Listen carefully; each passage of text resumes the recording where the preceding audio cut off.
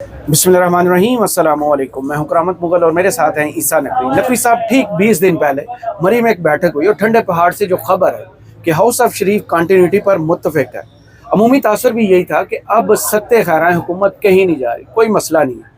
क्या follow up developments भी वैसे ही चल रही हैं जैसा प्लान था? देखिए मुगल साहब, पाकिस्तान की सियासत में there is no dull moment. और वैसे भी आपको पता है कि हर महीने एक अमावस की रात तो आती है ना। बिल्कुल वो सही। जब चांद का नामो निशान और चांद की रोशनी का नामो निशान जो है वो जमीन पर नजर नहीं आता।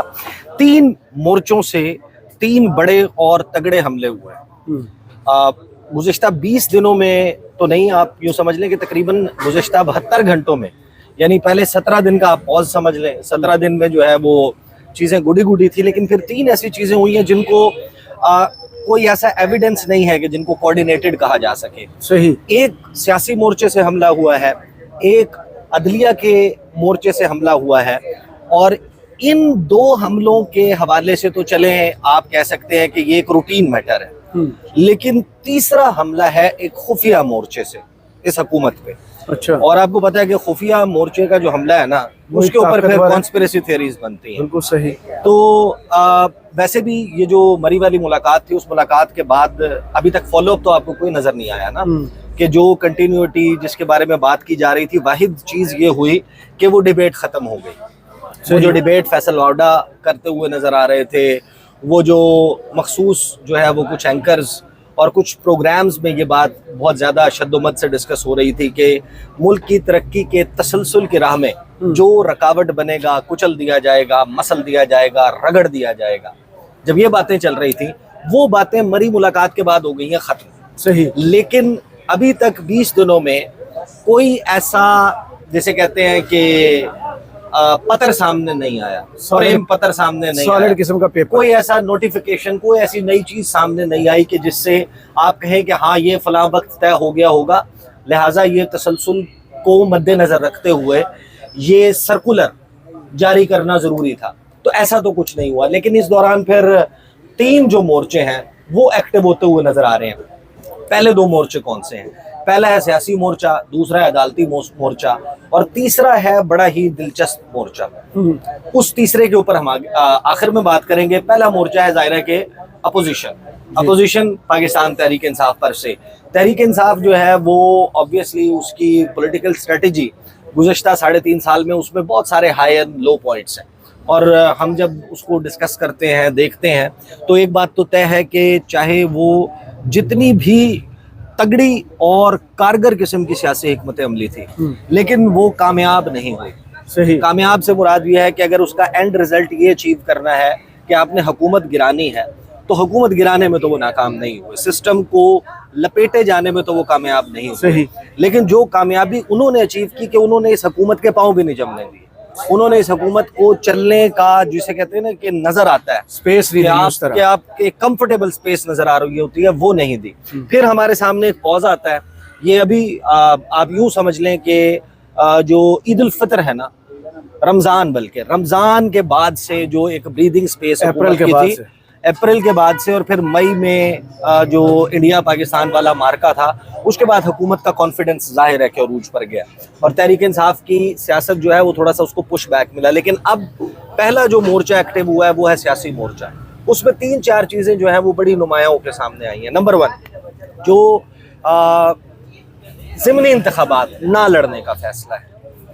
एक दूसरा उसमें इम्पॉर्टेंट एलिमेंट है कि जिसमें पाकिस्तान तहरीक इंसाफ ने पहले मरहले में कौमी असम्बली की कायमा कमेटियों से इस्तीफे, अगर ये इतनी ही कंफर्टेबल बात होती, ये अगर इतनी ही हुकूमत के लिए जो है वो एक वेलकम डेवलपमेंट होती, तो यूं समझें कि ये यहाँ पर रिसीव हुआ इस्तीफा और यहाँ पर मंजूर हो गया। ऐसा तो नहीं हुआ। ऐसा तो आपने नहीं, खबरें ये भी आई कि याद सादिक साहब को हुकूमत की तरफ से दरख्वास्त रोका जा रहा है, नहीं आपने इस्तीफे एक्सेप्ट नहीं करने। उसका सेकंड स्टेप जो है वो आ जाता है, जिसमें वो सेनेट से भी ये ऐलान कर देते हैं। अब जाहिर है कि जो ट्रैजेक्टरी है उसका मतलब ये है कि तीसरे स्टेप के ऊपर पंजाब असम्बली जी, और चौथे स्टेप के ऊपर कहीं बाकायदा असम्बलियों से फेजेस में इस्तीफों की बात हो सकती है। सही। सेनेट और खैबर पख्तूनख्वा छोड़ के। फिर वो कौमी असम्बली भी हो सकती है, वो पंजाब असम्बली भी हो सकती है। और ये वो बात है जो आपको याद होगा कि हम गुज़श्ता 1.5 महीने से कर रहे थे कि ये वो ऑप्शंस हैं जिनके ऊपर तहरीक इंसाफ गौर कर रही है। लेकिन इस जो स्ट्रेटजी है जिसमें अभी ऑब्वियसली एक जलसे का ऐलान और कुछ बातें चल रही हैं कि अराउंड एंड ऑफ अक्टूबर नवंबर कोई दोबारा से एक बड़ी कॉल जो है वो देने का मंसूबा नजर आता है। लेकिन साइमल्टेनियसली दो मजीद चीजें हो जाती हैं। एक तो कासिम खान ने जो ट्वीट किया जी, वो गैर मामूली ट्वीट है, बल्कि बाकायदा खत है पूरे का पूरा। हाँ, आप यूँ समझें कि वो गैर मामूली टीम जो है वो है, जिसमें उन्होंने कहा कि मेरे वालिद को जो है वो नाहक जेल में रखा गया है, ये इंतकाम लिया जा रहा है, रिवेंज लिया जा रहा है। इतने सैकड़ों, इतने हजार जो हमारे तहरीक इंसाफ के वर्कर्स हैं वो जेल में हैं। इमरान खान के जो बुनियादी इंसानी हकूक़ हैं उनका ख्याल नहीं रखा जा रहा। अच्छा, एक तरफ वो कासिम खान एक्टिव होते हैं, दूसरी तरफ जो इंटरनेशनल लीगल टीम है पाकिस्तान तहरीक इंसाफ की, जिसने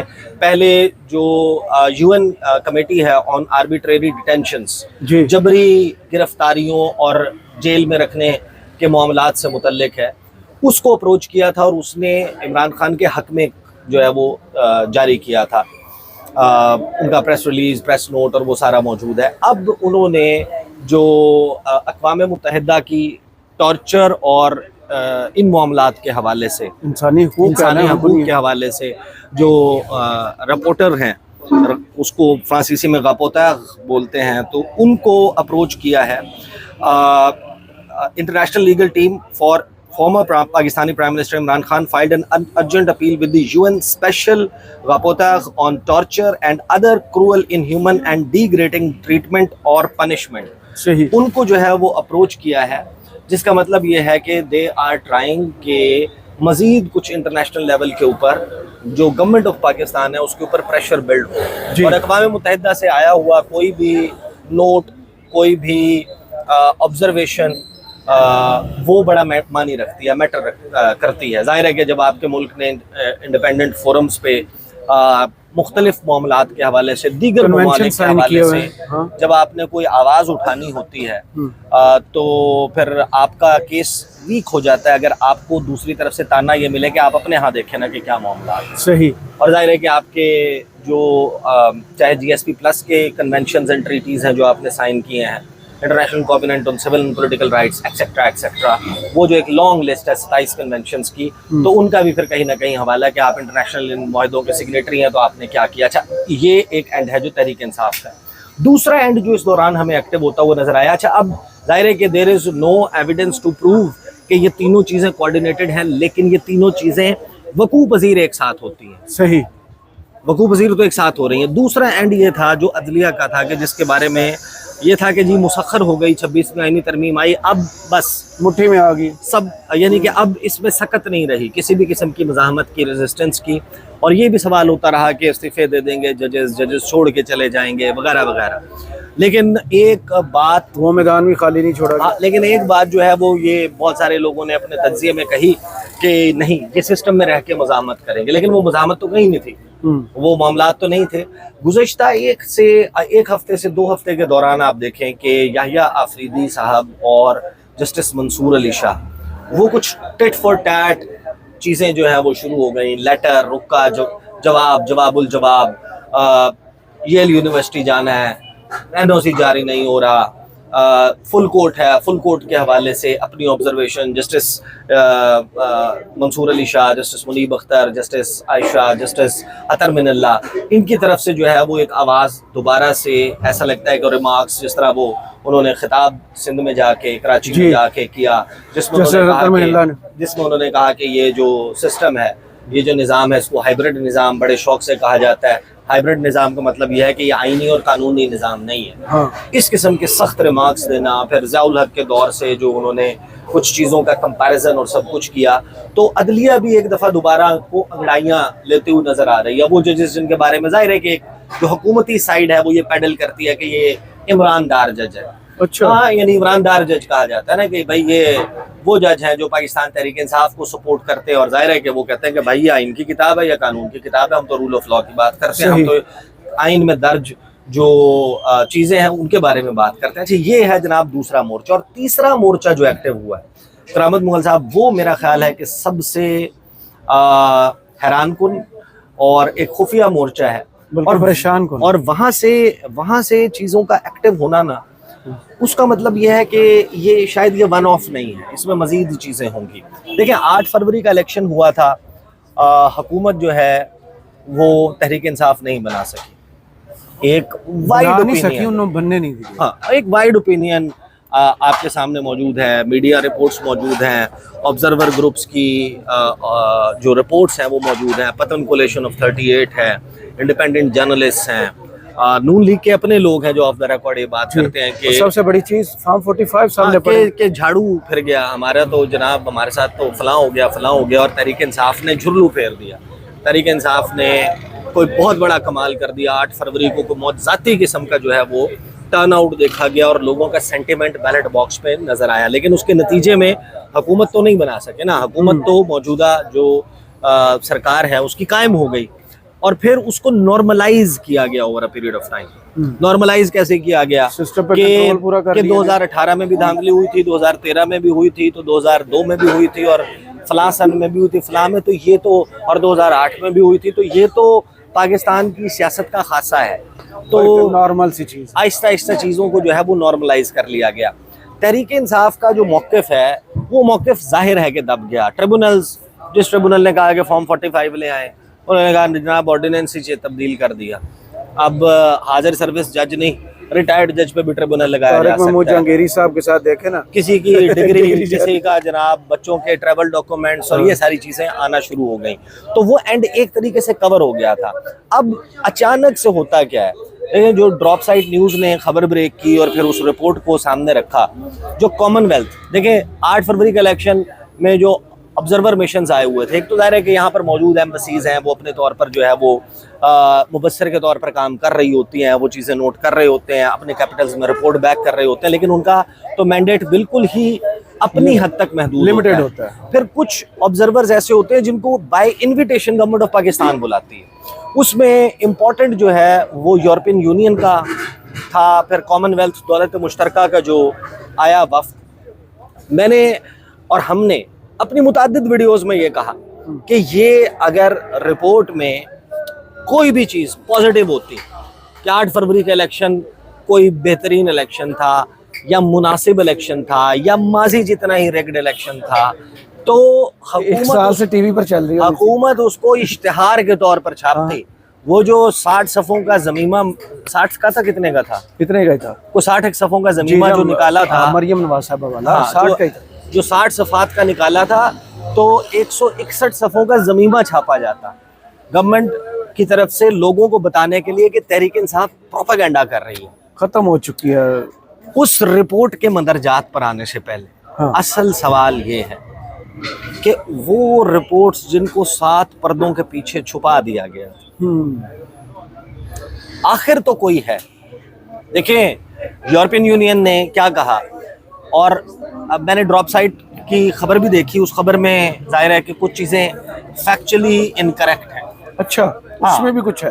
हाँ, मसलन वो ये दावा करते हैं कि ये रिपोर्ट जो है वो कॉमनवेल्थ ने जानबूझकर छुपा ली और ये पहली ऐसी रिपोर्ट है जो उन्होंने पब्लिक नहीं की और फलां।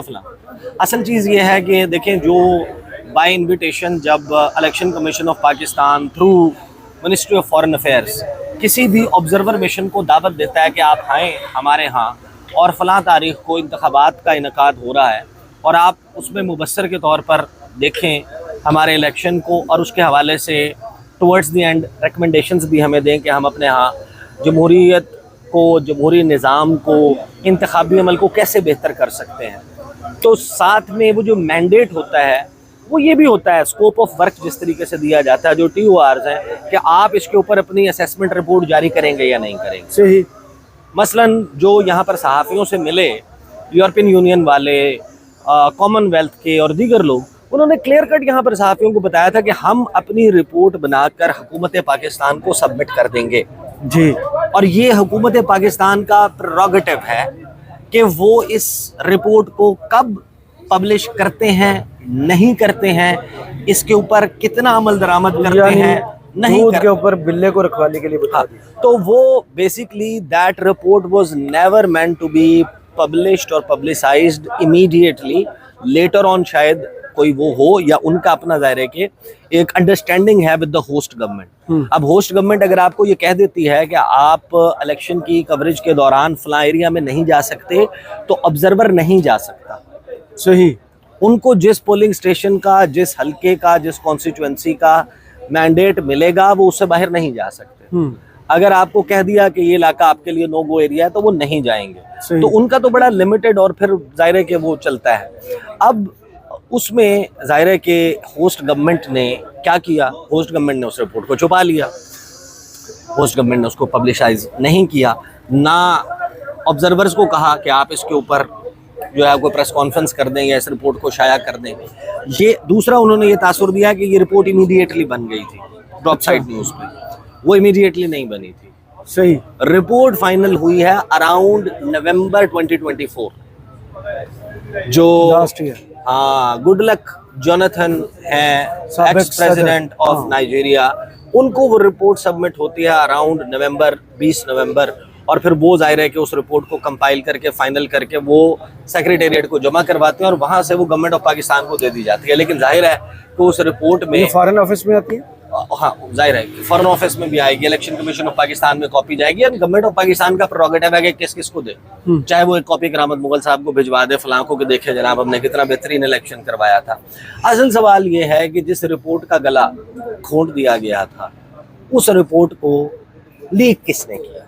हाँ, ये बहुत बड़ा सवाल अभी पैदा तक होता है। उस रिपोर्ट को डिनाई ना तो गवर्नमेंट ऑफ पाकिस्तान ने किया है कि ये फेक है, ना कॉमनवेल्थ ने कहा है कि ये फेक, और ना ही मीडिया पर कहीं नजर आई, ना मीडिया पे नजर आई तो है। सोशल मीडिया पर इसकी है, सबसे बड़ी गवाही तो फिर यही है ना कि रिपोर्ट ठीक है। सोशल मीडिया पर है, सोशल मीडिया पर आप देखें इट्स एवरीवेयर, सोशल मीडिया पर आपको वो नजर आती है, बट लोकली मीडिया पर रिपोर्ट नहीं हुई। तो अभी तो ये उसकी वेरासिटी भी 100% कंफर्म नहीं है। अच्छा, कि आया ये वही रिपोर्ट है या इसमें कुछ एडिटिंग हुई हुई है। ऑफिशियली तो जारी नहीं की गई, लीक्ड कॉपी तो लीक्ड कॉपी होती है, लेकिन वो कॉपी लीक होना 161 सफ़ात की, उसमें जाहिर है कि जब उसकी हिफाजत पे कुछ मामूर लोग होंगे तो सिस्टम तो ब्रीच हुआ है। सही। सिस्टम ब्रीच क्यों हुआ है? कैसे हुआ? इस हुकूमत को हर्ट करना है। इस हुकूमत को हर्ट करने के लिए अभी भी कोई मज़ाहमत कर रहा है, कोई मौजूद है, इसका मतलब यह है कि गिरफ्त हुकूमत की जो दावा है कि हमने गिरफ्त बड़ी मजबूत कर ली है, वो दावा दुरुस्त नहीं है। और जिसने ये खुफिया रिपोर्ट जो 7 पर्दों में छुपी हुई थी उसको लीक कर दिया, वो आगे भी जाहिर है कि कुछ ना कुछ करेगा। ऐसे लोग तो मौजूद हैं, फिर इसका मतलब है जो मौजूदा हुकूमत को चलने नहीं दे रहे या एक्सेप्ट नहीं कर रहे या तंग करना चाहते हैं। याद होगा जो मोहम्मद मालिक साहब ने 2000 अरब की बात की थी, उसमें यही कहा था ना, SIFC के सामने जो बाबूज हैं, हाँ, उनकी लिस्टें बन रही हैं, उनको सीधा किया जाएगा। तो ये बातें तो हैं कि सिस्टम के अंदर कुछ ना कुछ ऐसा है। अब वो अगर है तो इस रिपोर्ट का बेसिकली लीक होना इन इटसेल्फ एक बहुत बड़ा क्वेश्चन मार्क है गिरफ्त के ऊपर। सही। कि उन सत्ते खैरा ने अब तो कंटिन्यूटी भी, अब तो फलाह भी, तो जो 3 मोर्चे एक्टिव हुआ, अब आप उस रिपोर्ट को उठाएं, उस रिपोर्ट में ऐसा कुछ नहीं है मुगल साहब जो हमें पता ना हो, जो पहले रिपोर्ट ना हुआ, सही, जिसके ऊपर पहले बात ना हुई हो, जो काशिफ अब्बासी ने ना बोला हो, जो हम लोगों ने ना बोला हो, जो नून लीग के लोगों ने ना बोला हो, जो कैप्टन सफदर ने ना बोला हो, जो मियां जावेद लतीफ ने ना बोला हो, जो राना सनाउल्लाह ने ना बोला हो, जो ख्वाजा साद रफीक ने ना बोला हो, जो पाकिस्तान तहरीक इंसाफ पूरी की पूरी उसने ना बोला हो, जो पतन कोलिशन ऑफ 38 ने ना बोला हो, जो मौलाना फजलुर रहमान ने ना बोला हो, उसमें वो तमाम चीजें मौजूद हैं। 161 सफ़ात क्या पढ़ने, अगर आप कंक्लूजन की चंद लाइंस पढ़ लें, देखिए वो क्या बात करती है। वो कहती है कि भाई सुप्रीम कोर्ट ऑफ पाकिस्तान से पाकिस्तान के इंस्टीट्यूशंस ने जो ओवरऑल इलेक्शन प्रोसेस जो फैसले दिए हैं, उन्होंने लेवल प्लेइंग फील्ड नहीं दी, मुसत्तह मैदान, हमवार मैदान नहीं था तमाम सियासी जमातों के लिए। एक पॉलिटिकल पार्टी को टारगेट किया गया, सही, और टारगेट करके उसको मसाबकती मैदान फराहम नहीं किया गया, सही, जो इक्वल और लेवल प्लेइंग फील्ड है वो गायब कर दी गई। फिर वो कुछ चीज़ें बहुत ही वोसिफरसली वो कहते हैं, वो ये कहते हैं the so called cipher case, ये टर्म इस्तेमाल करना, इमरान खान की 3 बैक टू बैक सजाओं का तज़किरा करना, तहरीक इंसाफ के लोगों के हवाले से जो सख्तियाँ थी उनका मेंशन करना, बल्ला मीडिया छीनना। मीडिया के ऊपर कदगन। आप देखें ना, मैं आपके सामने रख देता हूँ। इवन 6 जजेस के लेटर का उन्होंने जिक्र कर आप सिर्फ, हाँ, वो सारी चीजें जो रिपोर्ट हुई है ना, वो इसमें शामिल है। लेकिन कंक्लूजन क्या है? कंक्लूजन क्या होता है? लुब्बे लुबा, जी यानी अर्ज ये है। जी। तो उन्होंने, कॉमनवेल्थ ने मुबैना तौर पे इस लीक्ड कॉपी के मुताबिक, जिसकी वैरासिटी कंफर्म नहीं है, जिसको ना कॉमनवेल्थ ने ओन किया है ना गवर्नमेंट ऑफ पाकिस्तान ने ओन किया है, वो एक लीक्ड वर्जन है, लेकिन उसको डिनाई भी नहीं किया। मतलब या तो ये हो ना कि गवर्नमेंट ऑफ पाकिस्तान एक प्रेस कॉन्फ्रेंस करे, वज़ीर कानून, चीफ इलेक्शन कमिश्नर या पाकिस्तान का दफ्तर खारजा, कि भाई आप जो रिपोर्ट की कॉपी लहरा रहे हैं, ये कॉपी झूठी है, ये दुरुस्त नहीं है। ऐसा तो नहीं किया गया। तो अब ये हमारे पास एक इंफॉर्मेशन डोमेन में चीज़ तो अवेलेबल है। वो कंक्लूजन क्या कहता है? वो कहती है कि रिपोर्ट के a number of critical decisions made by the key institutions throughout the election process had significant impacts on the level playing field for the holding of democratic elections। कि जमहूरी इंतखाबात के इनकाद के लिए ऐसे बेशुमार की इंस्टीट्यूशंस, कलीदी जो अहम तरीन इदारे हैं, उनके ऐसे डिसीजंस सामने हैं पूरे इलेक्शन प्रोसेस के दौरान, जिन्होंने लेवल प्लेइंग फील्ड को मुतासर किया। परहैप्स मोस्ट क्रिटिकल, जो सबसे क्रूशल और क्रिटिकल अहम तरीन डिसीजन था, वो उन्होंने कहा कि इलेक्शन कमीशन ऑफ पाकिस्तान और सुप्रीम कोर्ट का बल्ले का निशान छीनने का डिसीजन था, and the supreme courts reversal of the life time ban, कि जो नवाज शरीफ को ताहयात नाअहली खत्म की, ताहयात नाअहली खत्म किया, वो भी और जहांगीर तरीन। ये बेसिकली रिपोर्ट जो है, ये काजी फायजी उसके लिए साहब आपको एक दोबारा याद दिला दूं, उसके लिए काजी फायजी साहब ने कौमी खजाने से तमाम कौमी अखबारात में इश्तिहार दिया था कि है कोई ताहयात नाअहल, वो मेरे पास आए। फिर वो कहते हैं कि जो अदर सिग्निफिकेंट इंस्टीट्यूशनल डिसीजंस हैं, वो अरेस्ट ऑफ अपोजिशन मेंबर्स के जो गिरफ्तारियां हुई, 3 MPO 16 MPO जो चल रहा था, फिर इंटरनेट सेलुलर नेटवर्क को शट डाउन करना, बंद करना इलेक्शन डे पर, decisions by media regulators regarding the prohibition of certain broadcasted content, यानी इमरान खान की या तहरीक इंसाफ के कैंपेन, उनकी गुफ्तगू और चीज़ें ना चलाना।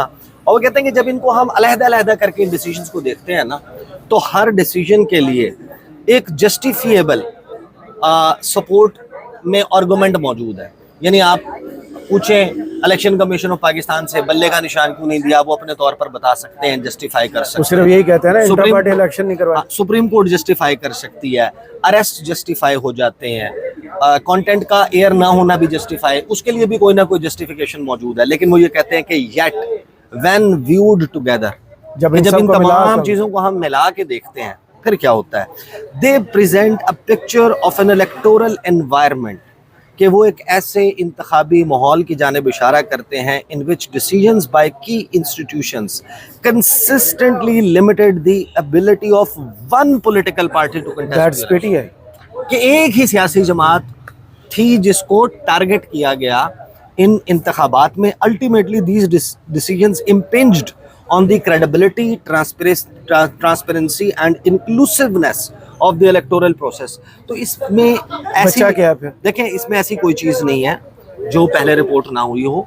The only thing is the stamp by Commonwealth on the transparency of elections, that's number one। But हमारे लिए इससे बड़ी स्टोरी ये है कि ये रिपोर्ट लीक, ये एक वो मोर्चा, किसने की? ये वो तीसरा खुफिया मोर्चा है जो चाहे साइफर की कॉपी किसी को लीक करता है ओरिजिनल, जिसके ऑब्वियसली कंफर्मेशन अगेन नहीं है कि ये ओरिजिनल है या नहीं है। किसी ने आके कहा तो नहीं, मतलब नहीं, वो जब डोनाल्ड लू ने तो नहीं आके कहा। कोर्ट में बरियत का केस चल रहा था, तो वहाँ सरकारी वकील साहब ने क्या कहा था? मैं डिस्कस नहीं करना चाहता, जो पोर्शन या जो हिस्से मैंने देखे हैं मैं अब डिस्कस नहीं। ना डोनाल्ड लू ने कहा हो गया था कि ये दुरुस्त है, ना असद मजीद ने कहा ये दुरुस्त है, ना दफ्तर खारजा ने कहा ये दुरुस्त है, ना किसी कोर्ट ने कहा ये दुरुस्त है, लेकिन वो लीक हो गया। लेकिन अवाम कह रही है कि ये दुरुस्त है। अब जो ये तीसरा मोर्चा, अब ये तीनों जब आप इकट्ठे देखते हैं तो वो सत्ते खैरा वाली बात नहीं है। पॉलिटिकल महाज, अदलिया का महाज और ये खुफिया महाज, ये तीन महाज तो एक्टिव है। अगरचे कोई इमीडिएट बड़ा थ्रेट गवर्नमेंट के लिए नहीं कर रहे, लेकिन जिसे कहते हैं ना कि नींदर भी नहीं, हाँ, कि आप सिर्फ सामने देख के मत चलें, आपको बार बार मुड़ के पीछे देखना है, पलट यानी ये वो शाहरुख खान है जो बार बार कह रहा है उसको काजल को कि पलट के देख, तो यहाँ पर भी ये मोर्चे खुले में, तो हुकूमत जो है ना वो सिर्फ फोकस सामने नहीं कर सकती, पलट के नहीं देखना, पीछे जिन है, पत्थर के हो जाओगे, हैं पलट पलट के देखना। बहुत शुक्रिया ईसा नकवी आपके तज़िये का, कमेंट्स बॉक्स में जरूर बताइए ये वीडियो आपको कैसी लगी। इजाज़त दीजिए, अल्लाह हाफ़िज़।